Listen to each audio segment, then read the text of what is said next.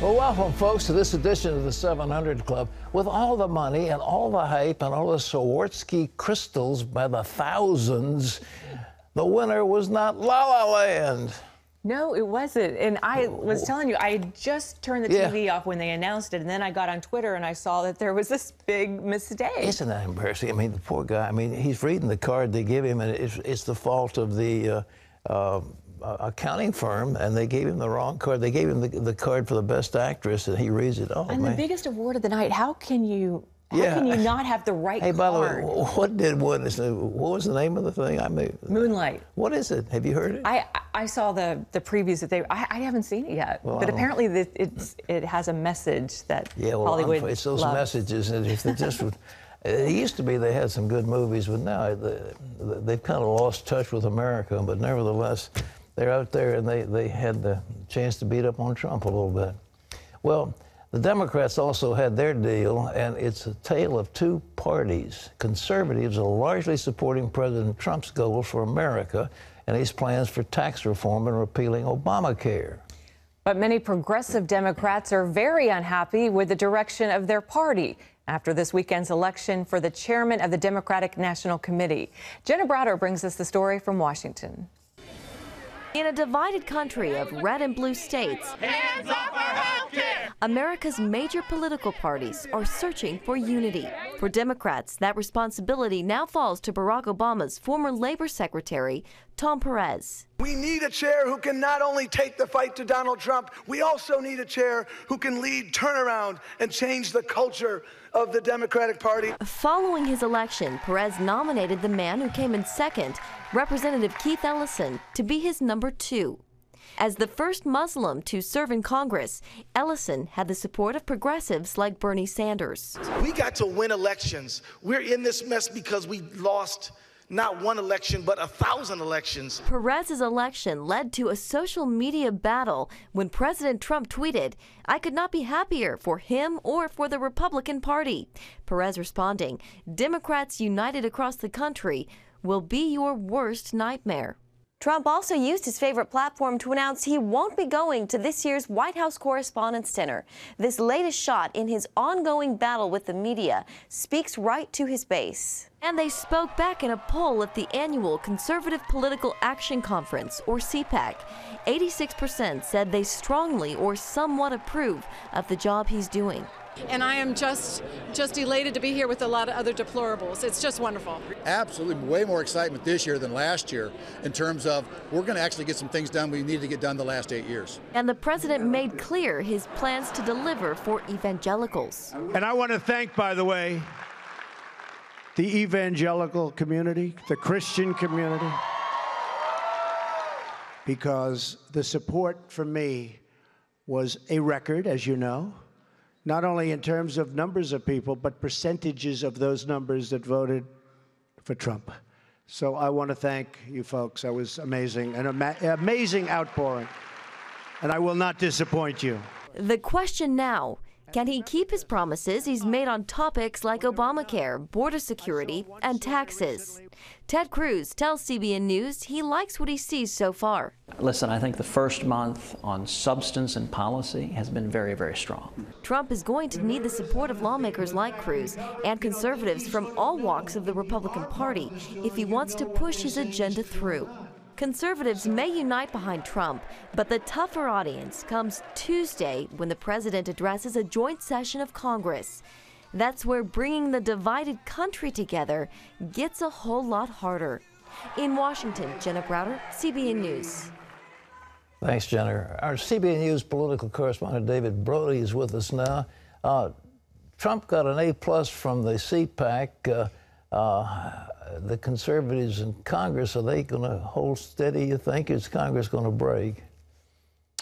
Well, Pat, they're holding steady for now, but we've got a ways to go. You know, it was interesting when I was at CPAC on Thursday of last week, and, you know, Donald Trump on Friday made all of those promises. We're going to repeal and replace Obamacare. We've got tax reform. And then I thought to myself, well, what is CPAC 2018 going to look like? Because he's going to have to deliver on those promises. And there's already talk now that tax reform is going to get pushed to the end of the year. So, look, he's got a heavy lift here, Pat, and he's got to deliver results. Congressional Republicans are with him so far, but time, I don't want to say is running out. It's only been a month and a half, but he needs to get moving on those priorities. And here's the deal, Pat.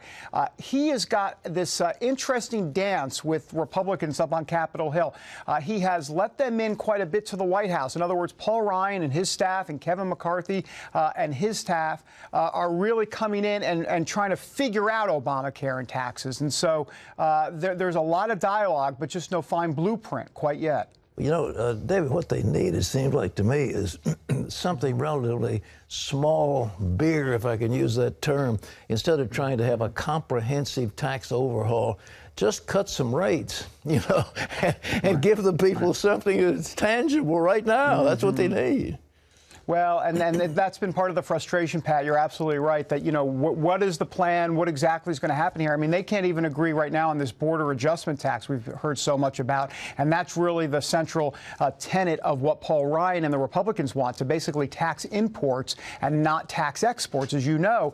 But the Trump administration, or at least some folks like Gary Cohn, the National Economic Council advisor for Donald Trump, has a problem with the border adjustment tax. So they can't even agree on one of the central pieces of the legislation. We'll see. It's going to be a long road. Well, the Democrats are still divided. They rejected the man who was that Muslim who had been in a sense a disaster for them. But nevertheless, one is the Sanders party and the other is, I don't know, whether the Clinton-Obama party. What do you think of the Democrats? Where are they going from here? Well, I think this whole DNC chair vote in the last few days really does sum up the party right now, which is it's very divided. And the Sanders folks are not happy, that liberal wing. Now, remember, the liberal wing is a very important wing because not only, the main reason they're important is because they're the activist wing. And they're the ones that are really driving all of the energy behind what the Democrats want to do. And then you've got Tom Perez, more of that establishment voice, if you will. Not that he's not liberal, but he's definitely establishment as well. And so you've got the yin and the yang of the Democrats, and they can't figure it out. And that's part of the problem that they're going to have going forward. So you have not just this Democratic National Committee issue, but you then have the larger issue of what are you going to do in the states exactly? How are you going to organize for the 2018 midterm elections? And they've got a lot of energy right now, Democrats do, as it relates to some of what we've seen at the town halls. But is it sustainable? In 2 years, the Tea Party was very sustainable. Not quite sure if this movement will be. Well, you know, the Senate Democrats are still holding up many of Trump's nominees. And what did Ted Cruz tell you about Democrats in Washington? Very interesting. He says that Washington Democrats are suffering from Trump derangement syndrome. That's what he called it. I don't know if that's covered under any sort of copay out there, but it's out there. And I thought Ted Cruz was kind of being cute with that line, funny. But the underlying issue that he told me is that Democrats are actually not so much angry at Trump. They're angry at the American people. And when I asked him, what do you mean exactly? He said, look, they are angry that the American people voted for Donald Trump. And that was his main point. So that was kind of an interesting take. So you've got Donald Trump saying the press is the enemy of the American people. You've got Ted Cruz now saying that the Democrats are angry at the American people.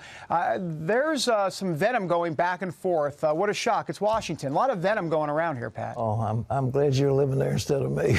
I couldn't stand it. Well, one last thing. Trump once again singled the support he had from the evangelicals. It was about 83%. Unbelievable support in the election. Do you think he can handle, can he deliver on his campaign promise? Particularly, the thing that he mentioned was the Johnson Amendment, and it would be so easy to repeal that. He has said publicly in an interview we did a few weeks ago that he's going to make sure that Johnson Amendment gets repealed. He's told CBN News privately as well. We've had some conversation with him where he says he's definitely going to do that. So we'll see. Now, what form it takes, we'll have to figure it out, or he'll have to figure it out. We're not going to figure it out. He'll figure it out at some point. Now, I will say, in terms of the promises he's made to evangelicals, I mean, it is a long checklist, and it's only been a month and a half. I mean, he rescinded or he overturned, I shouldn't say overturned, rescinded the pro-life Mexico City policy. He has gone through some of this, the transgender rights issue. He rescinded those bathroom guidelines. I can go on and on. But look, there have been quite a few things that he has done for evangelicals already, and we're only a month and a half in. You're supposed to get a little bit of briefing in advance of the State of the Union address. Do you know anything of the high points of that yet?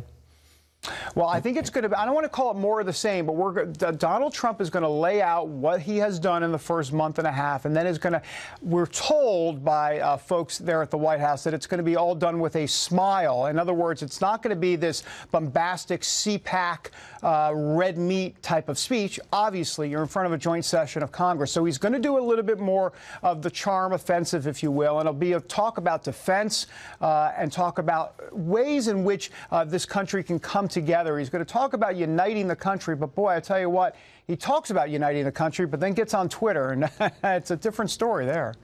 David, we'll look forward to your analysis of the speech when it comes down. Thanks so much for being with us.